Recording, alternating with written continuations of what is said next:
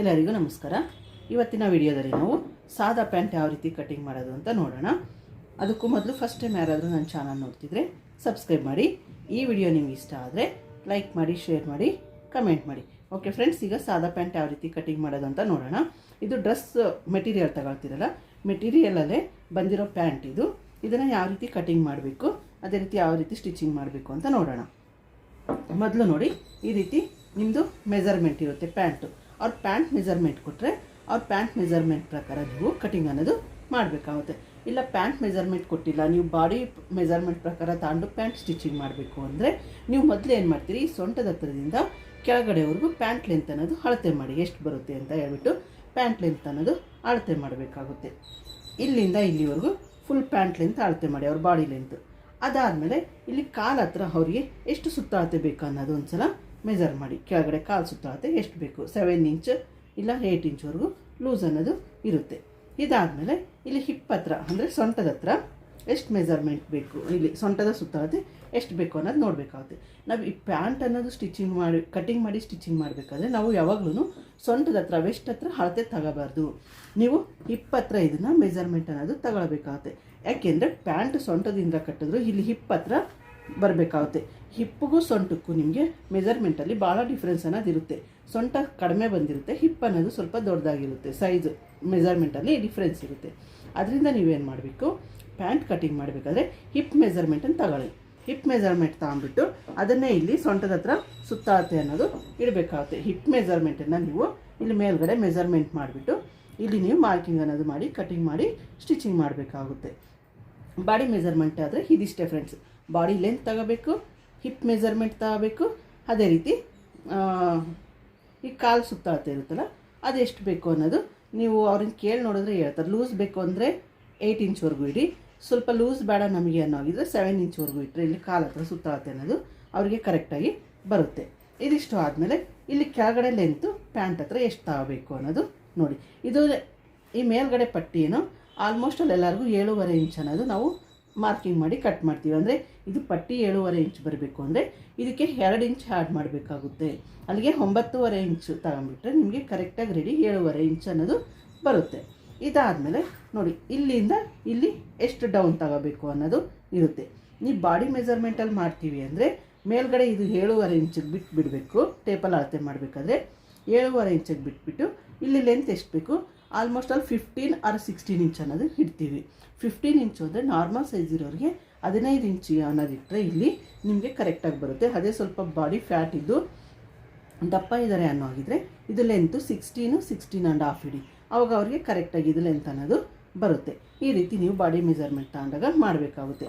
ಒಂದು pant length, ಇನ್ನೊಂದು hip measurement, ಮತ್ತು ಇದು ಪಟ್ಟಿ 7.5 ಇಂಚ್ ಇಡ್ತೀರಿ, ಕಾಲು ಸುತ್ತಾಳತೆ 7 ಇಂಚು ಇಲ್ಲ 8 ಇಂಚ್ ಇಡ್ತೀರಿ. ಅದೇ ರೀತಿ ಇದು ಡೌನ್ ಅನ್ನೋದು ನೀವು ಅವ್ರ ದಪ್ಪ ಇದ್ದರೆ 16 ಇಂಚ್ವರೆಗೂ ಇಡಿ, 7.5 ಬಿಟ್ಟು 16 ಇಂಚ್ ಇಡಬೇಕಾಗುತ್ತೆ. ಅವ್ರು ಸ್ಮಾಲ್ ಸೈಜ್ ಇದ್ದಾರೆ ಅಂದರೆ 15 ಇಂಚ್ವರೆಗೂ ಇದು ಡೌನ್ ಅನ್ನೋದು ಮಾಡಿಬಿಟ್ಟು ನೀವು ಕಟಿಂಗ್ ಮಾಡಬೇಕಾಗುತ್ತೆ. ಅದೇ ರೀತಿ ನಿಮ್ಗೆ ಈ ರೀತಿ ಮೆಜರ್ಮೆಂಟ್ ಪ್ಯಾಂಟಿಗೆ ಕೊಟ್ಟರು ಅಂದರೆ ಇದನ್ನು ಮೊದಲು ನೀವು ಲೆಂತ್ ಅನ್ನೋದು ಮಾರ್ಕ್ ಮಾಡಿ. ಇದು ಪ್ಯಾಂಟು, ನೀವು ಪ್ಯಾಂಟ್ ಲೆಂತ್ ಮಾರ್ಕ್ ಮಾಡಬೇಕಾದ್ರೆ ಇಲ್ಲಿ ಮೇಲ್ಗಡೆ ಇದು ಪಾರ್ಟ್ ಬಿಟ್ಬಿಡಿ. ಇಲ್ಲಿ ಮಾರ್ಕ್ ಮಾಡಿ ಇದು ಸ್ಟಿಚ್ ಮಾಡಿರ್ತಾರಲ್ಲ ನೋಡಿ, ಇಲ್ಲಿ ಪಟ್ಟಿವರೆಗೂ ಜಾಯಿಂಟ್ ಮಾಡಿರ್ತಾರಲ್ಲ, ಇಲ್ಲಿಂದ ಬಿಟ್ಬಿಟ್ಟು ಇಲ್ಲಿ ಕೆಳಗಡೆಯಿಂದ ನೀವು ಇದು ಪ್ಯಾಂಟ್ ಅನ್ನೋದು ಮೆಜರ್ ಮಾಡಿ. ಕೆಳಗಡೆಯಿಂದ ಎಷ್ಟು ಉದ್ದ ಇದೆ ಅಂತ ನೋಡಿಬಿಟ್ಟು ಇದನ್ನು ಮೆಜರ್ ಮಾಡಿ, ಆಮೇಲೆ ಇದನ್ನು ಮೆಜರ್ ಮಾಡಿ. ಈ ರೀತಿ ಮೆಜರ್ ಮಾಡಿಬಿಟ್ಟು ನೀವು ಕಟಿಂಗು ಸ್ಟಿಚಿಂಗ್ ಅನ್ನೋದು ಮಾಡಬೇಕಾಗುತ್ತೆ. ಇದು ನಮಗೆ ರೆಡಿ ಅಳತೆ ಪ್ಯಾಂಟ್ ಕೊಟ್ಟಿದ್ದಾರೆ. ಈ ಅಳತೆ ಪ್ಯಾಂಟ್ ಇಟ್ಟು ಯಾವ ರೀತಿ ಕಟಿಂಗ್ ಮಾಡೋದು ಅಂತ ಈಗ ನಾನು ತೋರಿಸ್ತೀನಿ. ಮೊದಲು ನೋಡಿ, ಈ ರೀತಿ ಪ್ಯಾಂಟ್ ಪೀಸ್ ಇದೆ. ಈ ರೀತಿ ಪ್ಯಾಂಟ್ ಪೀಸನ್ನು ನೀವು ಈ ರೀತಿ ಫೋಲ್ಡ್ ಮಾಡಬೇಕು, 4 ಭಾಗ ಫೋಲ್ಡ್ ಮಾಡಬೇಕು. ಯಾಕಂದರೆ 2 ಕಾಲಿಗೂ ಬರಬೇಕಾಗಿರೋದ್ರಿಂದ ಇದನ್ನು 4 ಭಾಗ ಫೋಲ್ಡಿಂಗ್ ಅನ್ನೋದು ಮಾಡಿ. ಫ್ರೆಂಡ್ಸ್, ಪ್ಯಾಂಟ್ ಅನ್ನೋದು ಈ ರೀತಿ ನಾವು ಡಬಲ್ ಫೋಲ್ಡ್ ಹಾಕಿ ಮಾಡಬೇಕಾಗುತ್ತೆ. ಇದು 2 ಕಾಲಿಗೂ ಬರುತ್ತೆ ನೋಡಿ. ಡಬಲ್ ಫೋಲ್ಡ್ ಅನ್ನೋದು ಮಾಡಿ ಈ ರೀತಿ ಕ್ಲೋಸ್ ಇರೋದು ನಮ್ಮ ಕಡೆ ಇರಬೇಕು. ಆಪೋಸಿಟ್ ಯಾವಾಗಲೂ ನಮಗೆ ಆಪೋಸಿಟ್ ಡೈರೆಕ್ಷನಲ್ಲಿ ಇರಬೇಕು. ಈ ರೀತಿ ಪ್ಯಾಂಟ್ ಪೀಸನ್ನು ಇಟ್ಮೇಲೆ ಮೊದಲು ಒಂದು ಸಲ ಇದು ಪ್ಯಾಂಟಲ್ಲಿ ಎಷ್ಟು ಲೆಂತ್ ಇದೆ ಅನ್ನೋದು ಮೆಜರ್ ಮಾಡಿ. ಇದು ಪ್ಯಾಂಟ್ ಮೆಜರ್ ಮಾಡಬೇಕು ಅಂದರೆ ಇಲ್ಲಿ ಸೈಡ್ ನೋಡಿ, ಇಲ್ಲಿ ಸ್ಟಿಚ್ ಮಾಡಿರ್ತಾರಲ್ಲ, ಸ್ಟಿಚಿಂಗಿಂದ ಬಿಟ್ಟು ಇಲ್ಲಿ ಲೆಂತ್ ಅನ್ನೋದು ಮೆಜರ್ ಮಾಡಿ. ಈ ರೀತಿ ಟೇಪ್ ತಗೊಂಡ್ಬಿಟ್ಟು ಇಲ್ಲಿಂದ ಕೆಳಗಡೆ ಎಷ್ಟು ಬೇಕು ನೋಡಿ ಲೆಂತ್ ಅನ್ನೋದು. ಇದು ನೋಡಿ 35 ಇದೆ ಅಂದರೆ ಇಲ್ಲಿ ಮೇಲ್ಗಡೆ ಸ್ಟಿಚಿಂಗ್ ಬಿಟ್ಟು 7.5 ಇಂಚ್ ಬಿಟ್ಟು ಇಲ್ಲಿ 35 ಅನ್ನೋದು ಲೆಂತ್ ಇದೆ. ಈ 35 ಪ್ಯಾಂಟ್ ಲೆಂತು.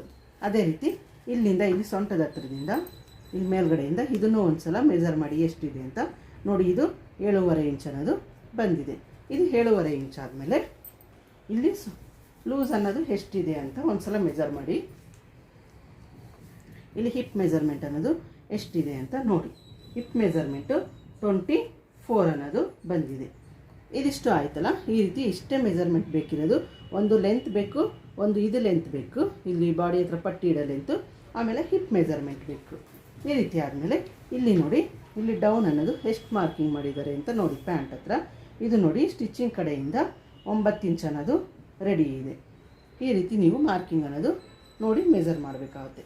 ಈ ಮಾರ್ಕಿಂಗ್ ಆಯ್ತಲ್ಲ, ಹೀಗೆ ಇದೇ ಮಾರ್ಕಿಂಗನ್ನಿಟ್ಟು ನಾವು ಪ್ಯಾಂಟನ್ನು ಕಟ್ ಮಾಡೋಣ. ಈಗ ನಾವು ಇಲ್ಲೇನು ಮಾಡಬೇಕು, ಮೊದಲು ಸ್ಟಾರ್ಟಿಂಗಿಂದ 35 ಇಂಚ್ ಅನ್ನೋದು ಮಾರ್ಕ್ ಮಾಡೋಣ. ಯಾಕಂದರೆ 7.5 ಇಂಚ್ ಬಿಟ್ಟು ನಿಮಗೆ 35ವರೆಗೂ ಪ್ಯಾಂಟ್ ಲೆಂತ್ ಅನ್ನೋದು ಇದೆ. ಇಲ್ಲಿ ನೋಡಿ, ಇಲ್ಲಿ ಸ್ಟಾರ್ಟಿಂಗಿಂದ ಹಿಡಿದು ಇಲ್ಲಿ ಕೆಳಗಡೆ ಇರುತ್ತಲ್ಲ, ಇಲ್ಲಿ ಕೆಳಗಡೆ 35 ಇಂಚ್ಗೆ ಒಂದು ಮಾರ್ಕಿಂಗ್ ಅನ್ನೋದು ಮಾಡಿ ಇದೆ. ಈ 35 ಇಂಚ್ ಹತ್ರ ಒಂದು ಮಾರ್ಕಿಂಗ್ ಅನ್ನೋದು ಮಾಡಿ. ಅದೇ ರೀತಿ ಕೊನೆಗೂ ಸ್ಟಾರ್ಟಿಂಗು 35 ಇಂಚ್ ಹತ್ರ ಒಂದು ಮೆಜರ್ ಅನ್ನೋದು ಮಾಡಿ ಮಾರ್ಕಿಂಗ್ ಅನ್ನೋದು ಮಾಡಿ ಸ್ಟ್ರೈಟ್ ಲೈನ್ ಹಾಕ್ಬಿಡಿ.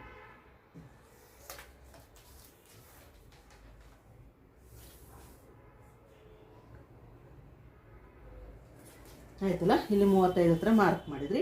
ಇಲ್ಲಿ ನೀವು ಸ್ಟ್ರೈಟ್ ಲೈನ್ ಹಾಕ್ಬಿಡಿ 35 ಹತ್ರ.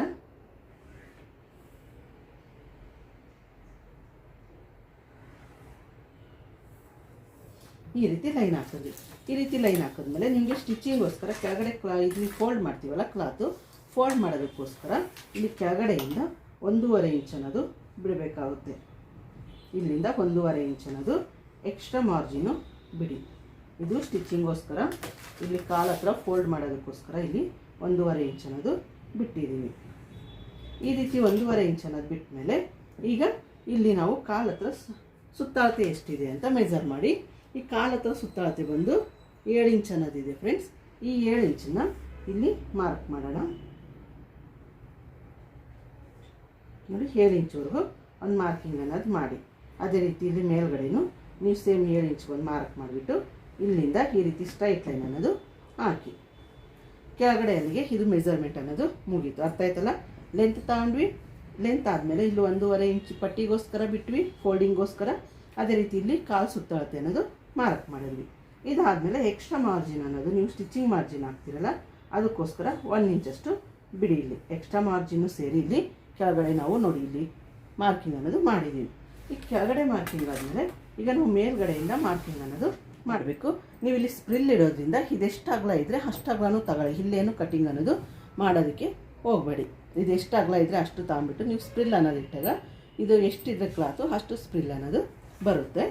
ಈಗ ಇಲ್ಲಿಂದ ನೀವೇನು ಮಾಡಬೇಕು, ನಿಮ್ಮದು ಅದರಲ್ಲಿ ಎಷ್ಟಿತ್ತು ಡೌನ್ 8ವರೆಗೆ ಮಾರ್ಜಿನ್ ಅನ್ನೋದು ಇತ್ತು ನೋಡೋದಲ್ಲ. 8.5 ಅಂದರೆ ಇಲ್ಲಿ ನೀವು 9 ಇಂಚ್ವರೆಗೂ ಮಾರ್ಕ್ ಮಾಡಬೇಕಾಗುತ್ತೆ. ಯಾಕಂದರೆ ಅಲ್ಲಿ ಒಂದು ಸ್ಟಿಚಿಂಗ್ ಅನ್ನೋದು ಹೋಗುತ್ತೆ. ಅದರಿಂದ ನೀವು 9 ಇಂಚಿಗೆ ಮಾರ್ಕ್ ಮಾಡಿದ್ರೆ ಅಲ್ಲಿಗೆ ಕರೆಕ್ಟಾಗಿ ಬರುತ್ತೆ. ನೋಡಿ ಫ್ರೆಂಡ್ಸ್, ಇಲ್ಲಿ 7.5 ಇಂಚ್ ಅನ್ನೋದು ಬಿಟ್ವಿ ಅಂದರೆ 16ವರೆಗೆ ಇವ್ರ ಪ್ಯಾಂಟ್ ಅನ್ನೋದು ರೆಡಿ ಬರುತ್ತೆ. ನೋಡಿ, 16ವರೆಗೆ ಇಟ್ಟರೆ ನಾವು ಇಲ್ಲಿ 16 ಇಂಚ್ ಅನ್ನೋದು ನಿಮಗೆ ಕರೆಕ್ಟಾಗಿ ಬರುತ್ತೆ. ಇವ್ರ ಪ್ಯಾಂಟ್ ಮೆಜರ್ಮೆಂಟ್ ಪ್ರಕಾರ ಇಲ್ಲಿ ಈ ರೀತಿ ಇದೆ. ಇಲ್ಲಿ 9 ಇಂಚಿಗೆ ಮಾರ್ಕ್ ಮಾಡಿದ್ವಿ. ಇವು 9 ಇಂಚಿಗೆ ಮಾರ್ಕ್ ಮಾಡಿದ್ಮೇಲೆ ಇಲ್ಲಿಂದ 1 ಇಂಚಷ್ಟು ನೀವು ಈ ರೀತಿ ಮಾರ್ಕ್ ಮಾಡಿ. ನೋಡಿ, ಇಲ್ಲಿಂದ ಈ ರೀತಿ 1 ಇಂಚ್ ಮಾರ್ಕ್ ಮಾಡಿಬಿಟ್ಟು ಇಲ್ಲಿ ಒಂದು ಸ್ಟ್ರೈಟ್ ಲೈನ್ ಅನ್ನೋದು ಹಾಕಿ. ಈ ರೀತಿ 1 ಇಂಚ್ ಲೈನ್ ಸ್ಟ್ರೈಟ್ ಹಾಕಿದ್ಮೇಲೆ ಇಲ್ಲಿಂದ ಈ ರೀತಿ ಕ್ರಾಸಲ್ಲಿ ನೀವು ರೌಂಡಾಗಿ ಮೆಜರ್ ಮಾಡಿ. ಈ ರೀತಿ ಕ್ರಾಸಲ್ಲಿ ಮಾಡಿದಾಗ ನಿಮಗೆ ಇಲ್ಲಿ ಕೆಳಗಡೆ ಕ್ಲಾತ್ ಅನ್ನೋದು ಅರ್ಧೋಗೋದಿಲ್ಲ, ನೀಟಾಗಿ ಇರುತ್ತೆ. ನೀವು 1 ಇಂಚು 1.5 ಇಂಚ್ ಅನ್ನೋದು ಬಿಟ್ಟು ಇಲ್ಲಿ ನೀವು ಈ ರೀತಿ ರೌಂಡ್ ಶೇಪ್ ಅನ್ನೋದು ತೆಗೀರಿ. ಇದಿಷ್ಟು ಆದಮೇಲೆ ನೋಡಿ, ಇಲ್ಲಿ 16 ಇಂಚ್ ಇರುತ್ತಲ್ಲ, 16 ಇಂಚಿಂದ ನೋಡಿ, 16 ಇಂಚಿಂದ ಇಲ್ಲಿ ಕಾಲು ಹತ್ರ ನೀವು ಮೆಜರ್ ಮಾಡಿರ್ತೀರಲ್ಲ, ಇಲ್ಲಿವರೆಗೂ ಲೈನ್ ಅನ್ನೋದು ಹಾಕಬೇಕಾಗುತ್ತೆ. ಈಗ ಇಲ್ಲಿಂದ ನೋಡಿ, ಇಲ್ಲಿಂದ ಸ್ಟ್ರೈಟಾಗಿ ಈ ರೀತಿ ಮಾರ್ಕಿಂಗ್ ಅನ್ನೋದು ಮಾಡ್ತಾ ಬನ್ನಿ.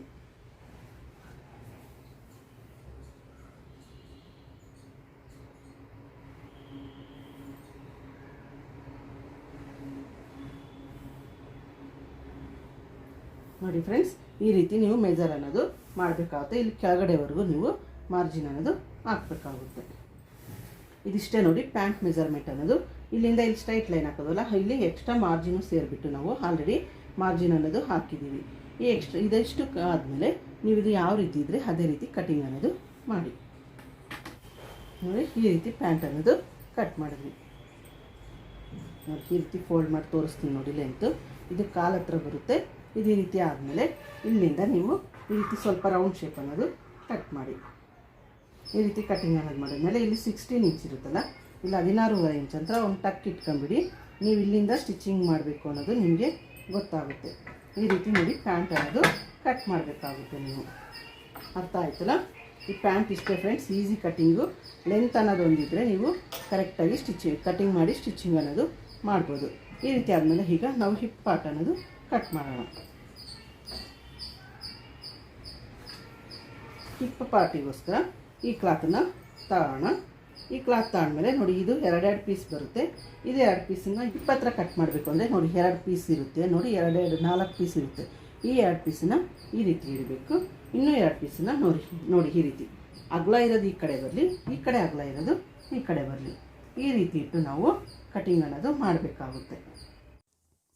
ನೋಡಿ ಈ ರೀತಿ ಇಡಬೇಕು. ಈ ರೀತಿ ಇಟ್ಟ ಮೊದಲು ನಾವು ಈ ಕ್ಲಾತ್ ಇರುತ್ತಲ್ಲ ಈ ರೀತಿ ಒಂದ್ರ ಮೇಲೆ ಒಂದು ಇಟ್ಬಿಟ್ಟು ಕೊನೆಯಲ್ಲಿ ಸ್ಟಿಚಿಂಗ್ ಅನ್ನೋದು ಮಾಡಿ ರೆಡಿ ಮಾಡಿ, ಆಮೇಲೆ ನಾವು ಇದು ಎಷ್ಟು ಅಳತೆ ಬೇಕು 7.5 ಇಂಚು ಇಲ್ಲ 9.5 ಇಂಚ್ ಅನ್ನೋದು ಎಷ್ಟು ಬೇಕು ಅನ್ನೋದು ನೋಡಿ ಕಟಿಂಗ್ ಅನ್ನೋದು ಮಾಡಬೇಕಾಗುತ್ತೆ.